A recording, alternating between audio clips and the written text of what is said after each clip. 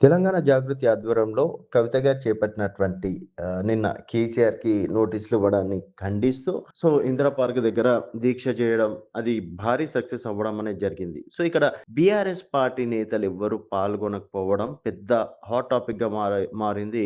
కేవలం జాగృతికి సంబంధించినటువంటి నేతలే పాల్గొనడం, తర్వాత వాళ్ళు మాత్రమే అక్కడ స్పీచ్‌లు ఇచ్చుకోవడం, ఏ ఒక్కరు కూడా బీఆర్ఎస్ కీలక నేతలు కూడా వెళ్ళకపోవడం అనేది మరి జాగృతి అనేది బీఆర్ఎస్‌కి అనుబంధమా? లేకపోతే కవిత గారి సెపరేట్ పార్టీయా?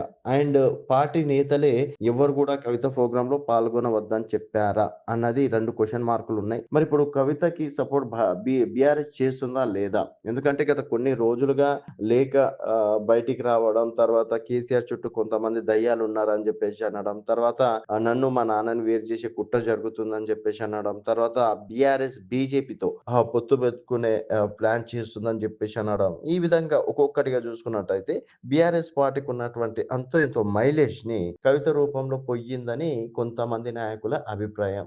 కవితను కట్టడి చేయాలి అని జెప్పేసి కూడా ప్లానింగ్‌లు వేశారు. తర్వాత కేసీఆర్ గూడా పిలిపిచ్చి మాట్లాడతారని జెప్పేసి కూడా అనుకున్నారు. తీరా చూస్తే కేసీఆర్ గారు గూడా మాట్లాడకపోవడం, తర్వాత కవిత గారు ఇక్కడ ఆర్టీసీ క్రాస్ రోడ్ దగ్గర ఉన్నటువంటి జాగృతిని ఏకంగా పెద్ద ఎత్తున ఆఫీస్‌ని మళ్ళీ ప్రారంభించడం అక్కడ.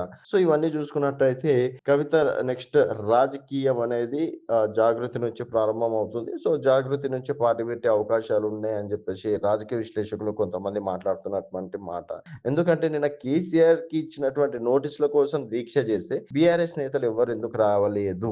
అండ్ ఇంకోటి కవిత గారి స్పీచ్ మనం గమనిస్తే ఎక్కడ కూడా బీఆర్ఎస్ నేతల గురించి గావచ్చు, బీఆర్ఎస్ పార్టీ గురించి గావచ్చు, ఎక్కడ గూడా మాట్లాడలేదు. కేవలం నోటీస్‌ల పైన, రేవంత్ సర్కార్ పైన, అలాగే మెగా కృష్ణారెడ్డికి గూడా ఎందుకు నోటీసులివ్వరు? తనకు గూడా దాదాపుగా 90% వాటా ఉంది కదా! అన్నట్టు గూడా అటు మెగా కృష్ణారెడ్డి గురించి గూడా మాట్లాడడం అనేది జరిగింది. అంతేగాని ఇక్కడ బీఆర్ఎస్ నేతల గురించి ఎవరి గురించి మాట్లాడకపోవడం, అలాగే పార్టీ నుంచి విమర్శిస్తే అంటే అధికార పార్టీని వేరే రకంగా ఉంటుంది. అట్లా పార్టీ రకంగా గూడా విమర్శించకపోవడం, ఇవన్నీ జూసుకున్నట్టయితే మరి త్వరలో తెంపులు తేల్చుకుంటారా? అండ్ కవిత బీఆర్ఎస్ తోటి కంటిన్యూ అవుతుందా? బీఆర్ఎస్ నేతలు నెక్స్ట్ కవితని ఆహ్వానిస్తారా? ఎందుకంటే జాగృతి ఓపెనింగ్ అప్పుడు గూడా ఎవరు బీఆర్ఎస్ నేతలు ఎళ్ళలేదు. అండ్ నిన్న సరే జాగృతి అంటే పర్సనల్.